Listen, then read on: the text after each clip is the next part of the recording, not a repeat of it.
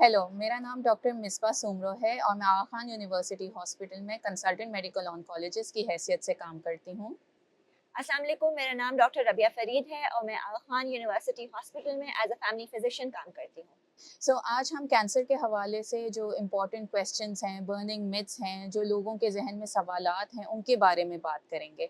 हुँ। तो सबसे पहला जो हमारा एक कंसर्न हमारी आवाम का होता है, वो ये होता है कि क्या अर्ली स्टेजेस में कैंसर को डिटेक्ट करना, क्या उनकी अलामात होती हैं और किस तरह हम इनको मिस कर देते हैं? तो आपका इस बारे में क्या ख़्याल है?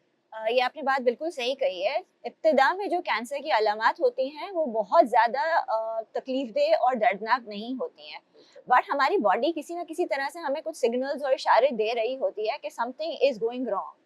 जैसे कि अक्सर ऐसा होता है कि खाँसी जो है वो 2 या 3 हफ्ते से ज़्यादा रह रही हो, या फिर जो है अनइंटेंशनल बिला वजह का जो है वो वज़न कम हो रहा हो, या फिर खाँसी, नज़ला, ज़ुकाम रिकरेंट बार-बार हो रहा हो, फ़ीवर की बार-बार कंप्लेन हो रही हो, या फिर अक्सर ऐसा होता है कि आपके जो आपके बाउल हैबिट्स हैं, उनके अंदर जो है कुछ चेंजेज़ आना स्टार्ट हो जाते हों। उस दौरान जो है फिर ये होता है कि हमारी बॉडी हमें ये कुछ सिग्नल्स देती है और हम उनको इग्नोर कर रहे होते हैं। और ये बिल्कुल। कुछ अर्ली रेड फ्लैग्स, रेड ऐसे सिग्नल्स होते हैं जो कि हमें फ़ौरन आइडेंटिफ़ाई करने चाहिए। इस हवाले से मैं ये कहना चाहूँगी कि हमारे पेशेंट्स जब फैमिली फिजिशियंस के पास जाते हैं, ये छोटी-छोटी अलामात जब बढ़ने लगती हैं और जब वो एक नॉर्मल उससे बढ़ जाती हैं, जैसे आपके पाखाने में खून आना शुरू हो जाता है या आपको ब्रेस्ट में लंप अब महसूस होना शुरू हो जाता है या पेन होना शुरू हो जाता है या आपके पेट में दर्द मुसलसल हो रहा है, कोई भी ऐसी अलामात हुँ, जो 2 से 3 हफ्ते में अपने एक दौरानिए से ज़्यादा बढ़ रही हुँ। है, तो वो कैंसर की निशानदेही कर सकती है और वो आपको डॉक्टर के पास जाने से ही और उसको फ़ॉलो करने से, उनकी एडवाइस को फ़ॉलो करने से ही आप उसको अर्ली डिटेक्ट कर सकते हैं। बिल्कुल, तो इसी से हमें ये मैसेज एक कन्वे होता है कि अगर जैसे कुछ ऐसी अलामात जो कि ज़्यादा अरसे तक परसिस्ट करती रहें, तो फ़ौरी तौर पे फिर अपने करीबी डॉक्टर से करीबी रुजू करना डॉक्टर को चाहिए। रुजू तो हमारे मुआशरे में कैंसर का नाम ही एक बहुत ही खौफ़नाक नाम है।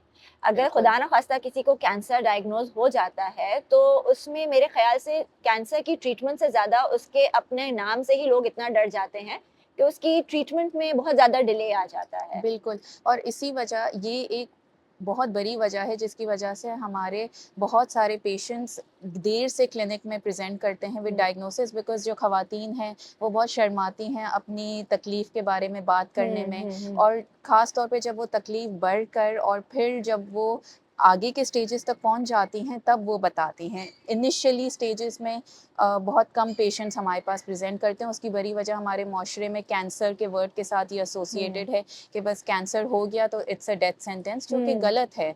और आप खुद हम सब देखते हैं कि क्लिनिक्स में बहुत सारे पेशेंट कंप्लीट ट्रीटमेंट करा के और उसको क्योर करके जाते हैं। बिल्कुल, क्योंकि अक्सर ऐसा होता है कि स्टेज 1 या स्टेज 2 में ही जो है वो बीमारी क्योर हो जाती है। बिल्कुल। लेकिन हमारे यहाँ क्योंकि स्टिग्मा है, लोग डॉक्टर के पास फौरी तौर पर नहीं जाते, तो वो स्टेज 4 तक पहुँच जाता है और ट्रीटमेंट जो है वो काफ़ी हद तक डिले हो जाती और है। हम हमेशा ये बात करते हैं कि अगर फैमिली फिजिशियन रेफ़र भी कर रहे होते हैं पेशेंट्स को मेडिकल ऑन्कोलॉजिस्ट की तरफ, तो बहुत सारे पेशेंट्स उसको फ़ॉलो नहीं करते कि बिल्कुल। हम मेडिकल ऑन्कोलॉजिस्ट के पास जाएँगे तो हमारे ऊपर एक स्टिग्मा लग जाएगा कि हमें कैंसर है और फिर जो है हमारा माशरा भी उन लोगों से मिलना-जुलना कम कर देता है कि हुँ। इनको कैंसर है तो हमें ना लग जाए।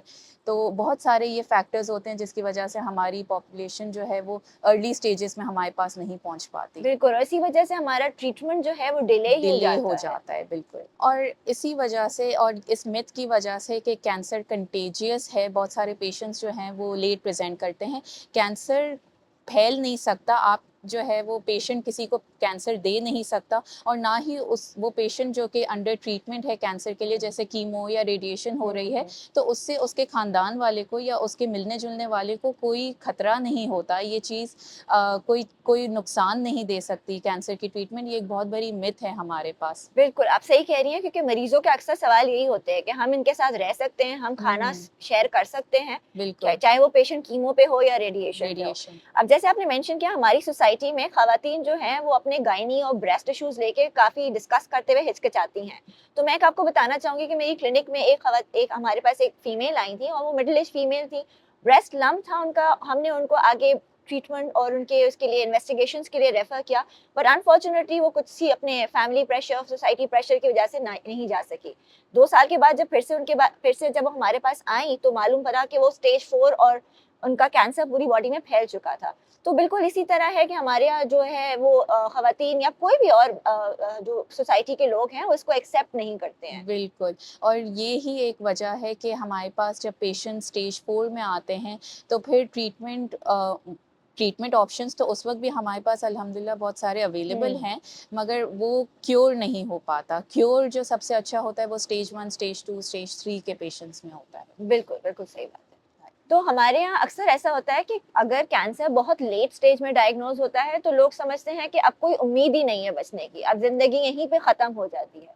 असल में यही है कि अगर कैंसर जड़ से ख़त्म नहीं हो रहा तो उम्मीद यहाँ ख़त्म नहीं होनी चाहिए। हुँ। आपकी ज़िंदगी हम और तरीकों से बेहतर कर सकते हैं।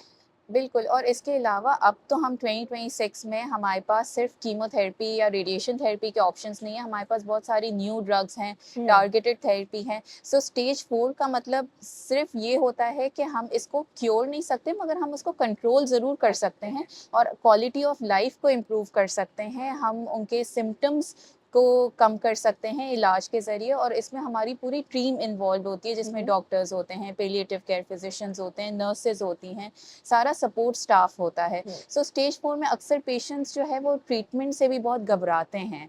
उसके अंदर जैसे आपने अक्सर सुना होगा कि कीमोथेरेपी बहुत पेनफुल होती हुँ, है या रेडिएशन थेरेपी बहुत पेनफुल होता है। इनके साइड इफ़ेक्ट्स होते हैं, मगर कीमोथेरेपी हम मुँह के ज़रिए लेने वाली दवाइयों को कहते हैं। बिल्कुल। और तो जैसे आपने बताया अक्सर लोग इसके अल्टरनेट रेजिमेंस जो मुतबादिल जो ट्रीटमेंट ऑप्शंस हैं उनकी तरफ चले जाते हैं कि पेन नहीं होगा, जो कि राइट, बीमारी को बढ़ाने वाली बिल्कुल। सूरत में चला जाता है। बिल्कुल। और कीमोथेरेपी कोई पेनफुल प्रोसीजर नहीं है, उसमें जैसे अक्सर पेशेंट्स 2-3 मेरे पास क्लिनिक में आके ये पूछते हैं कि क्या मुझे कोई करंट लगेगा हुँ, या कीमो कैसे होती है? तो कीमोथेरेपी हम सिर्फ दवाइयों को कहते हैं, चाहे वो मुँह के ज़रिए लेने वाली हों या नस के ज़रिए जैसे कैन्युला से दवाइयाँ लगती हुँ, हैं उस तरह हो।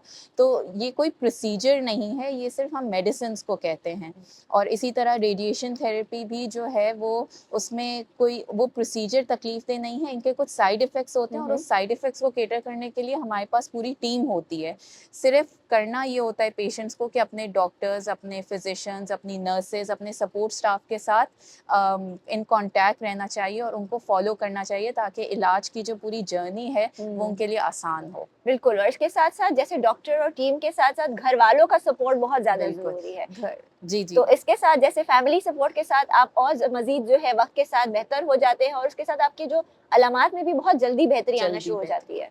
और इसमें इवन सोसाइटी का भी बहुत बड़ा रोल है कि अगर कोई पेशेंट इन इलाज के ज़रिए गुज़र रहा है, तो आप उसको आइसोलेट ना करें और हुँ। उनको जो है वो इंक्लूड रखें और थोड़ी-सी एम्पैथी हो उन पेशेंट्स के लिए कि वो आइसोलेटेड ना फ़ील करें। फैमिली, सोशल सपोर्ट बहुत ज़रूरी है कैंसर के इलाज में। बिल्कुल, बिल्कुल सही कहा। तो उम्मीद किसी भी वक़्त पे हमें नहीं हारनी चाहिए बिल्कुल, और वक़्त के साथ जो है वो ये है कि इसके अलामात के जो बेहतरी है वो बेहतरी आना शुरू हो जाती बेहतरी है। आनी शुरू हो जाती है, बिल्कुल ऐसे ही है।